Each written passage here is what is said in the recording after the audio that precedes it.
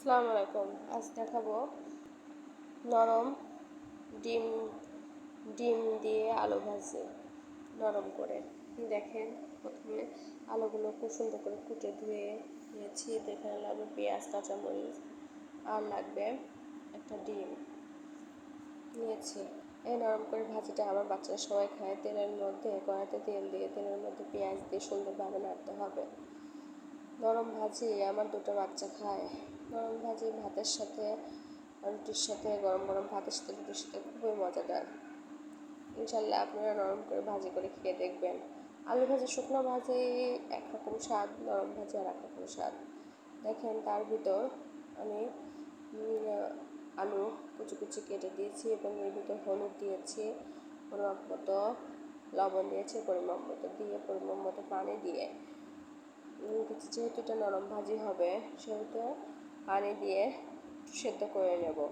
আমাদের চ্যানেলটি ভালো লাগলে, আমাদের ছোট্ট সহজ চ্যানেলটি ভালো লাগলে লাইক করে, কমেন্ট করে, শেয়ার করে, সাবস্ক্রাইব করতে ভুলবেন না। আমাদের পাশে থাকবেন। আমার খুবই অসুস্থতার কারণে আমার স্পষ্ট হচ্ছে না, জানি না কীরকম হচ্ছে। যদি ভুল হয়ে থাকে তাহলে ক্ষমা করে দিবেন। দেখেন, এখন আমি ঢাকনা দিয়ে ঢেকে দেব। ঢাকনা দিয়ে ঢেকে বলক আসা পর্যন্ত অপেক্ষা করব। বলক আসা হয়ে গেছে। দেখেন, আমার আলুটাও সেদ্ধ হয়ে গেছে। ওর ভিতরে আমি ডিমটা ভেঙে দিয়েছি।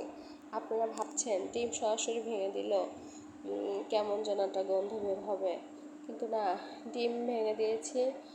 নামানোর আগ মুহূর্তে আমি কিছু জিরা ছিটিয়ে দেবো, যাতে ডিমের যেটা বাজে স্মেল ওটা যাতে না থাকে। জিরার সুন্দর স্মেল। আলহামদুলিল্লাহ, জিরা দিয়ে দিয়েছি। জিরা দিয়ে দেখেন আমি নাড়ছি, আর দেখেন আমার ভাজিটা কত সুন্দর নরম হয়ে গেছে। নরম নরম ভাজি খাবেন, শরীরে গ্যাস হবে না, শরীরে খুব কিছুই হবে না।